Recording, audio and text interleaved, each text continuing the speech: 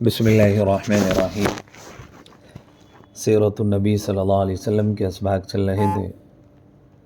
آج کا سبق نمبر ہے 16، عربوں کی لڑائیاں اور انجمن کا قیام۔ عرب کے لوگ اس زمانے میں بڑے لڑاکو ہوتے تھے، بات بات پر قتل و خون کر بیٹھتے تھے۔ ان کی لڑائیاں برسوں تک چلتی تھی۔ ان لڑائیوں کی وجہ سے ہزاروں لڑکے یتیم اور بے حساب عورتیں بیوہ ہو گئیں۔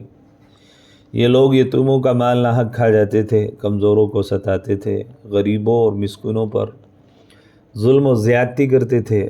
اہل عرب کی یہ حالت رسول رحمت صلی اللہ علیہ وسلم کو دیکھی نہ جاتی۔ آپ علیہ السلام کے دل کو تکلیف ہوتی اور ان لڑائیوں کے خاتمے کی فکر کرتے اور تدبیریں سوچتے کہ کس طرح عرب میں امن قائم ہو۔ اہل عرب میں چند ایسے لوگ بھی تھے جن کے مزاج میں نرمی اور سلامتی تھی۔ ان لوگوں نے آپس میں مشورہ کیا اور ایک انجمن قائم کی جس کا نام حلف الفضول رکھا گیا۔ اس انجمن میں مشورے کے بعد یہ باتیں طے ہوئی کہ ہم سب مظلوم کی حمایت کریں گے اور ظالم کو مکہ میں رہنے نہ دیں گے۔ اس مشورے اور معاہدے میں نبی رحمت صلی اللہ علیہ وسلم بھی شریک رہے۔